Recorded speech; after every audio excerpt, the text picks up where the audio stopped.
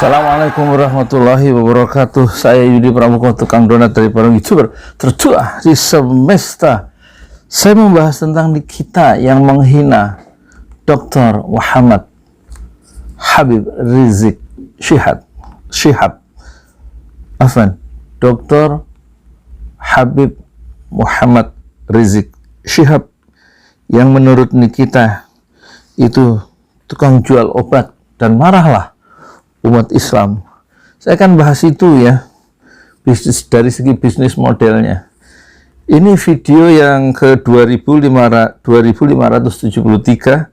dengan hari kerja hari ini 684, dihitung dari 24 Desember 2018 ya. Hampir 2 tahun yang lalu, dan subscribernya alhamdulillah baru 241.958. Insya Allah mau ke 242, susah bener cari viewer subscribernya. Orang Angga Chandra yang bareng-bareng sama saya sudah 6 juta 7 juta karena musik ya, taksi prank online dan lain-lain. Kalau musik itu lebih mudah, politik lebih sulit ya. Nah, kenapa Nikita itu dia mengeluarkan statement kemudian di screenshot dan diedarkan, yaitu Habib Rizik itu yang baru datang dari Mekah disambut gila-gilaan oleh umat Islam dan dan dia hanya seorang penjual obat gitu kira-kira. Ini luar biasa ya. Jadi itulah satu cara ya Nikita Mirzani itu untuk membuat dia itu diperhatikan oleh publik ya. Bisnis modelnya memang begitu dia. Kemudian nanti banyak untuk meningkatkan traffic di Instagram ya. Dia melakukan ini mesti ada tim ini ya, tim manajemen yang mengolah isu itu ya. Satu isu yang viral yang sedang menjadi puncaknya, yaitu kedatangan Habib Rizik Syihab. Dia berikan satu counter atau satu kontra narasi yang negatif, sehingga orang itu terpancing untuk mereaksi ucapan dari Nikita Mirzani, sehingga trafficnya itu begitu meningkat cepat ya di mana? Di Instagramnya dan di YouTube-nya. Dan itu sangat penting untuk memasarkan produk-produk melalui endorsement itu, karena itu yang diperlukan adalah traffic dalam sebuah dalam sebuah dunia medsos sekarang untuk memasarkan produk-produk. Apalagi dia seorang pengusaha dalam pengertian dia menjual seperti bikini, menjual produk-produk dia termasuk makanan dan juga produk kalau tidak salah ini ya boneka dan lain-lain.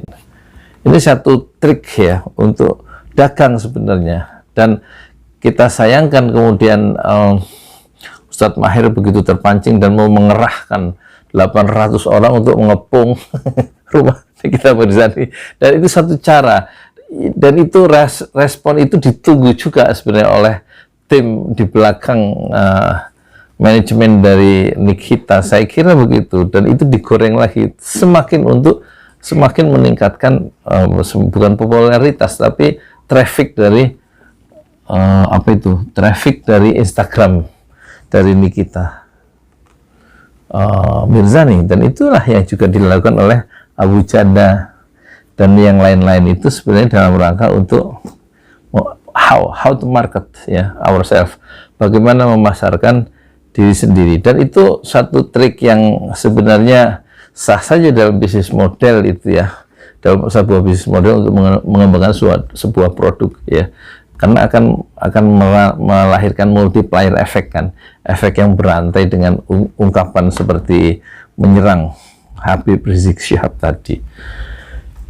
Itulah yang dilakukan oleh Abu Janda juga, misalnya ketika semua orang itu mengecam memboikot produk Prancis ini, dia justru membalikkan arus dengan cara memasuki restoran Prancis dan memakan makanan Prancis yang dia videokan, sehingga membuat satu respon yang begitu luar biasa dari orang-orang yang ya begitu susah juga pokoknya ngerti maksudnya ya.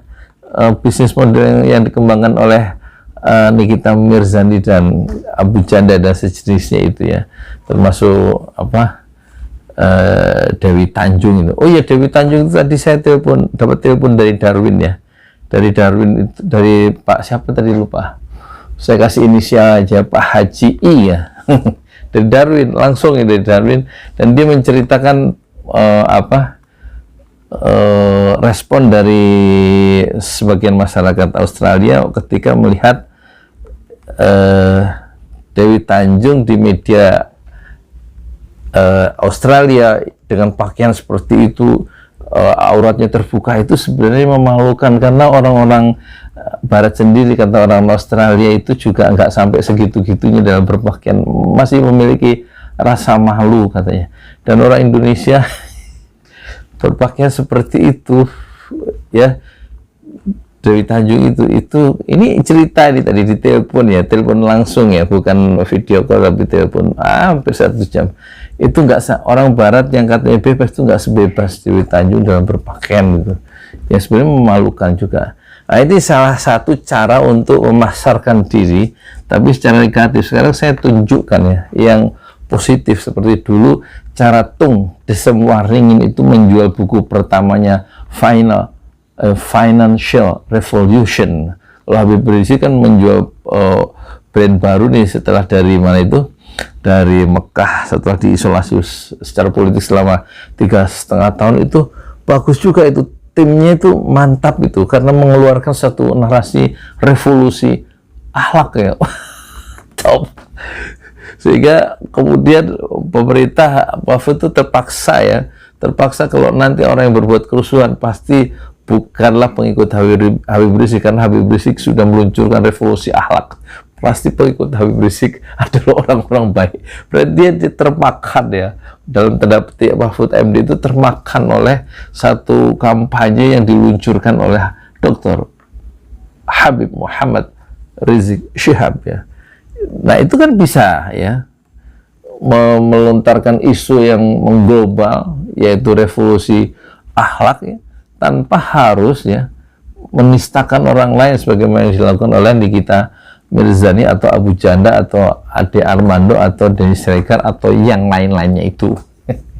Terus kembali ke Tung Desem Waringin, dia memasarkan bukunya yang pertama, Financial Revolution, itu dia naik kuda di tengah jalan yang paling ramai di Indonesia, di Jakarta, yaitu Sudirman, saat makan siang, dan dia membawa bukunya, diperbesar cover bukunya itu pakai styrofoam, dan kemudian dipegang oleh satu tangan lagi dia memegang kekang kuda. Dia naik kuda di tengah terik panas, di saat orang makan siang, di tengah jalan Sudirman yang padat dan dikawal oleh polisi. Ini satu publikasi yang meluas ya, dan tidak akan pernah dilupakan oleh banyak orang betapa dia begitu canggih memasarkan produknya dengan satu teknik marketing yang betul-betul matang ya, tanpa merugikan siapa-siapa, dengan biaya murah, dan kemudian dipublikasikan oleh media-media nasional lewat TV, koran, dan lain-lainnya. Dan kemudian berikutnya dia juga kemudian Tung Desem Waringin sebagai ahli marketing itu dia menyebarkan uang 1000-an ya berkarung-karung dari sebuah pesawat kecil di kawasan Banten untuk memasarkan seminar dan bukunya. Jadi ini kan bisa dilakukan dengan cara yang berbeda, tidak harus selalu dengan cara yang meng-counter sebuah isu yang viral dengan cara yang negatif, sebagaimana yang dilakukan oleh Abu Janda dan oleh Nikita Mirzani terhadap Habib Rizik Syihab ya.